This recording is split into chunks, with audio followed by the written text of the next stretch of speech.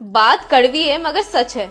जिस घर में ससुर जी की चलती है वहाँ कभी सास बहू के झगड़े नहीं होते, लेकिन जिस घर में ससुर जी खामोश बैठे रहते हैं, बहू के सही होने पर भी उसका साथ नहीं देते, वहाँ घर बर्बाद। अगर आप भी रात को अंडरवियर पहनकर सोते हैं तो इस वीडियो को जरूर देखिएगा।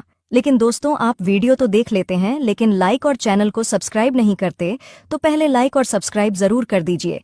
चलिए वीडियो शुरू करते हैं। अक्सर कुछ लोगों के दिमाग में ये सवाल आता है कि क्या रात में अंडरगारमेंट्स पहनकर सोना चाहिए या नहीं। तो बता दें कि एक्सपर्ट्स के मुताबिक ऐसा करना बिल्कुल गलत होता है, क्योंकि ऐसा करने पर कई सारी परेशानियां होती हैं।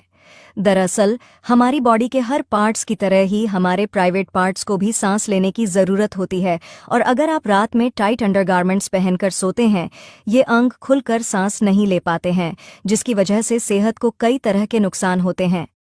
एक प्यासा आदमी एक कुएं के पास गया जहां एक जवान औरत पानी भर रही थी। उस आदमी ने उस औरत से थोड़ा पानी पिलाने के लिए कहा। खुशी से उस औरत ने उसे पानी पिलाया। पानी पीने के बाद उस आदमी ने औरत से पूछा कि आप मुझे औरतों के त्रिया चरित्र के बारे में कुछ बता सकती है। इतना कहने पर वह औरत जोर जोर से चिल्लाने लगी, बचाओ बचाओ। उसकी आवाज सुनकर गांव के लोग कुएं की तरफ दौड़ने लगे। तो उस आदमी ने कहा कि आप ऐसा क्यों कर रही हैं? तो उस औरत ने कहा, ताकि गांव वाले आएं और आपको खूब पीटें, और इतना पीटे कि आपके होश ठिकाने लग जाए। यह बात सुनकर उस आदमी ने कहा, मुझे माफ करें, मैं तो आपको एक भली और इज्जतदार औरत समझ रहा था। तभी उस औरत ने कुएं के पास रखा मटके का सारा पानी अपने शरीर पर डाल लिया, अपने शरीर को पूरी तरह भिगा डाला। इतने देर में गांव वाले भी कुएं के पास पहुंच गए। गांव वालों ने उस औरत से पूछा कि क्या देखो, अगर तुम्हें ऐसा लग रहा है कि कोई इंसान तुम्हारी वैल्यू नहीं कर रहा है, तो आज से ही तुम यह चीजें करना बंद कर दो, और फिर देखो आपकी रिस्पेक्ट कैसे बढ़ती है। नंबर 1, हर किसी के लिए अवेलेबल मत रहो। अगर आप फ्री भी हो तो ये कह दो कि मैं अभी बिजी हूं, क्योंकि अगर आप किसी के लिए ज्यादा अवेलेबल रहते हो तो उनकी नजरों में आपकी वैल्यू डाउन हो जाएगी। नंबर 2, बात करते समय बहुत ज्यादा मुस्कुराना नहीं है और धीरे धीरे बोले। नंबर 3, रोड पर चलते वक्त इधर उधर देखना बंद कर दो।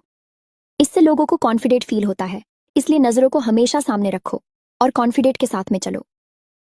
नंबर 4, आप किसी से भी मिले तो आंखों से आंखें मिलाकर बात करें। और हाँ, मुझे सब्सक्राइब भी कर लो, हमेशा कुछ ना कुछ नया सीखने को मिलता रहेगा। बेटी का फैसला अगर गलत हो जाए तो माफी नहीं दी जाती उसको। न तो समाज माफ करता है और ना ही अपने लोग। और अगर बेटी की जिंदगी में माँ बाप का फैसला गलत हो जाए तो कहा जाता है कि बेटी का नसीब ही खराब है। कड़वा है लेकिन सत्य है। पूजा पाठ करने वाला व्यक्ति दुखी क्यों रहता है, तो चलिए जानते हैं। पर उससे पहले वीडियो को लाइक और चैनल को सब्सक्राइब कर दीजिए।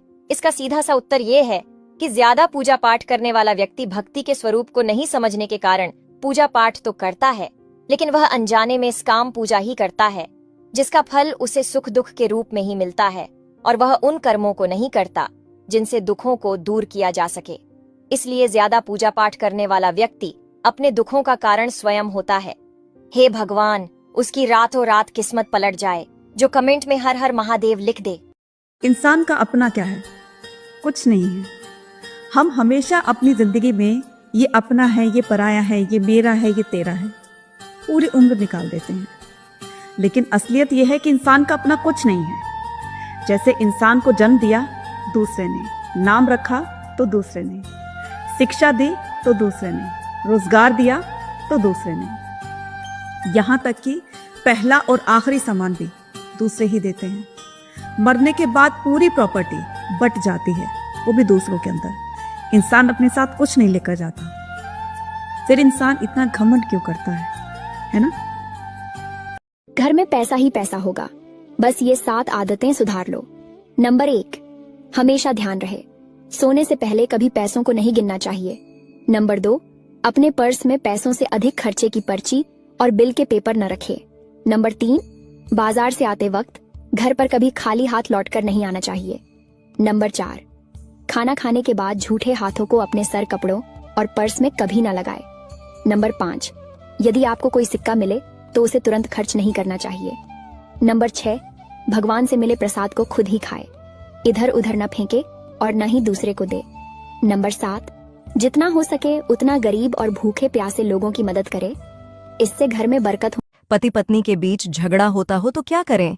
जानने से पहले लाइक सब्सक्राइब जरूर करें। नंबर 1, रात में मिलन करने से नहीं चूके, क्योंकि इससे सुलह का रास्ता खुला रहता है।